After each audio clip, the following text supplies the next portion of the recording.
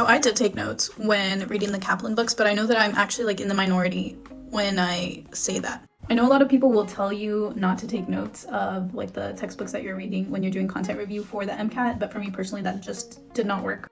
I have ADHD and like my attention span just could not simply read. I had to be doing something while I was reading. So I took higher yield notes of the content that I was reviewing and reading in the Kaplan books.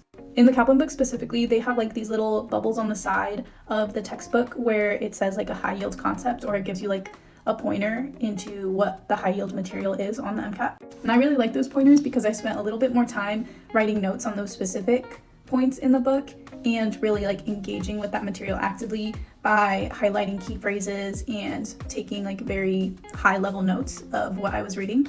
If you are taking notes though, you should definitely be incorporating some type of active recall. For me personally, this was the whiteboard method, where essentially after I read a chapter, I would just brain dump absolutely everything from memory that I learned from that chapter, go back to my notes, make sure that I didn't miss anything, and fill in like any gaps on my whiteboard where I might have like forgotten a key detail.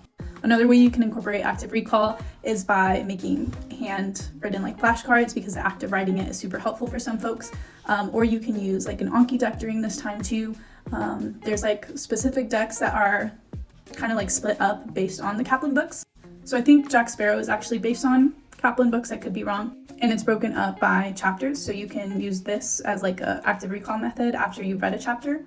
I personally thought this deck was a little bit too much, so I used the Miles Down deck, and I thought this deck was just like the perfect balance of very high yield content and content that was more relevant. So yeah, that's just like a little bit of intel into what I was doing while I was reading the Kaplan books, but really make sure that if you're taking notes, also incorporating some type of active recall.